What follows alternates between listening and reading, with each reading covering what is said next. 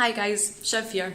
I just wanted to talk about an issue that keeps coming up for a lot of people. In fact, probably the most common issue that people have on their fitness journey. And this is the concept of self-sabotage.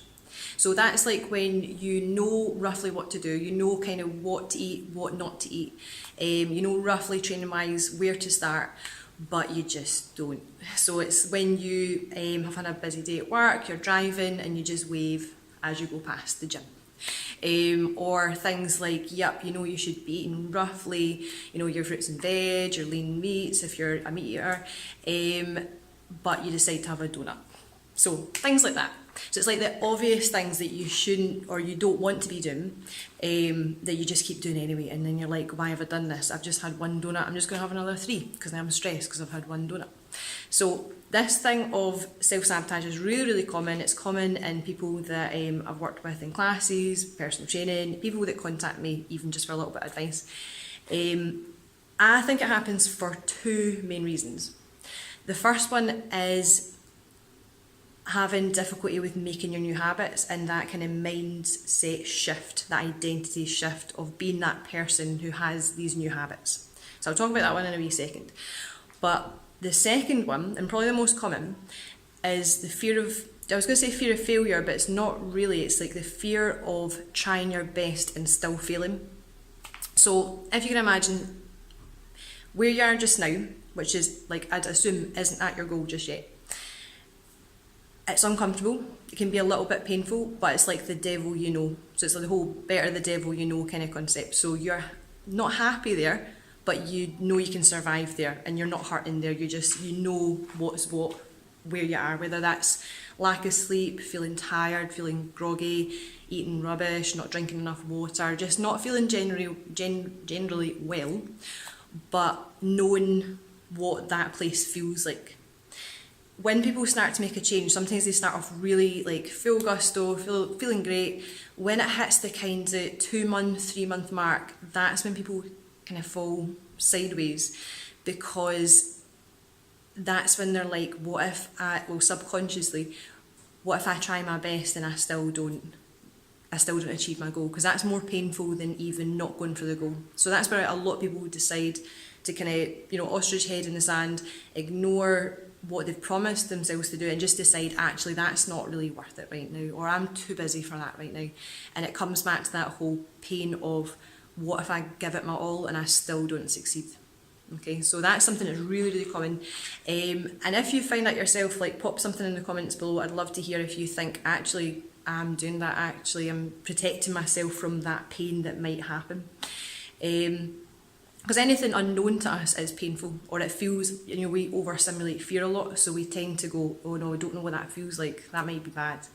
So my kind of advice for that is I would sit down, pen and paper, and actually write down, okay, what am I self-sabotaging with? Is it food? Is it sleep? Because for me it was really bad for just like staying up really late for no reason at all. Like I'd be ready to go, PJs on, and I still potter about and just ruin my next day with lack of sleep.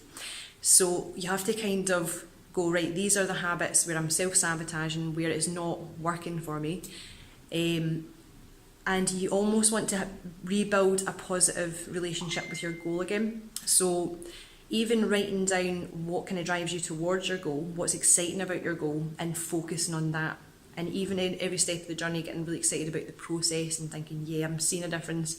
And taking that first plunge, taking that first trip into the gym, or just, doing the food prep so it actually happens, even before you feel like doing it. But yeah, I would definitely kind of get clear with yourself if there's a bit of self-sabotage going on.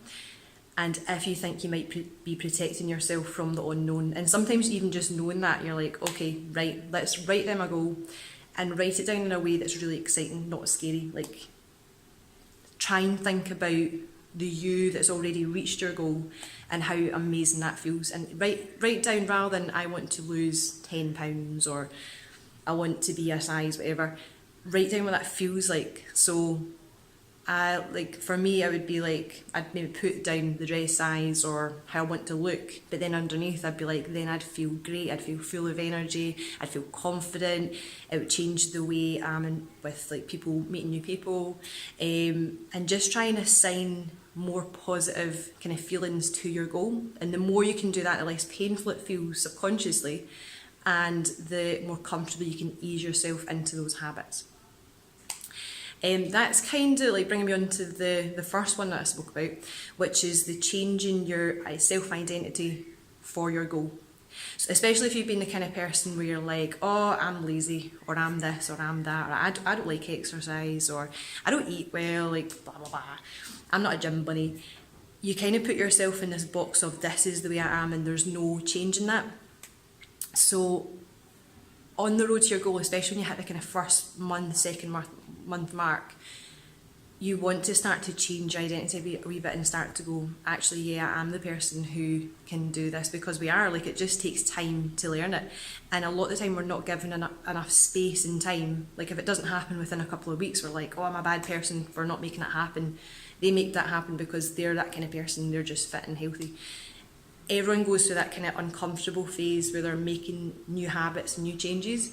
So try and let the seasons pass a little bit more, just let more time pass. And my big advice for that is actually, rather than try and change it all at once, give yourself one major thing that you'll change each week, whether it's like drink more water and that's the only thing that you focus on for that week, or exercise twice, 3 times that week, and that's the only thing.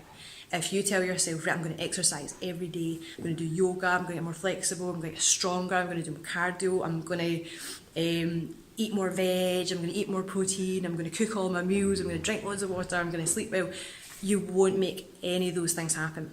Whereas if you tell yourself, right, I'm giving myself 12 weeks, every week I'm making a solid change, it will happen and it will become part of your self-identity bit by bit by bit.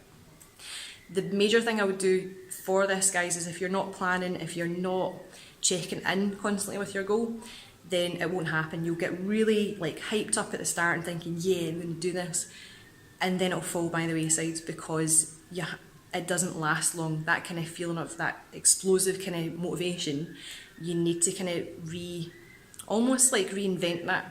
And it's not in a kind of fake way, it's just life does take over, kids take over, drama takes over, do you know what I mean? So you kind of want to have something, even just like a little book or a journal that you check in with each day and go, it made me feel good today if I got this, if I exercised, or if I ate well, or if I meditated, or just something where, you know, this will have the biggest impact today.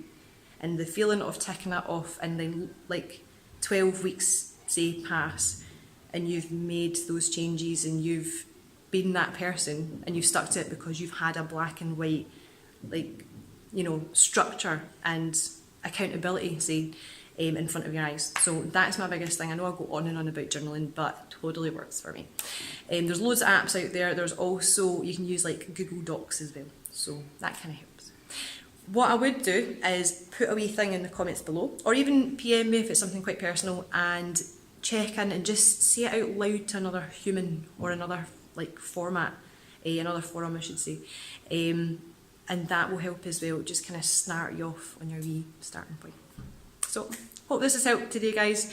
I love hearing a bit of feedback to know if I'm on the kind of right track, if I'm helping the right people. So if this is something that you've went, yeah, I've had a kind of light bulb moment with, give me a wee shout. Catch you later.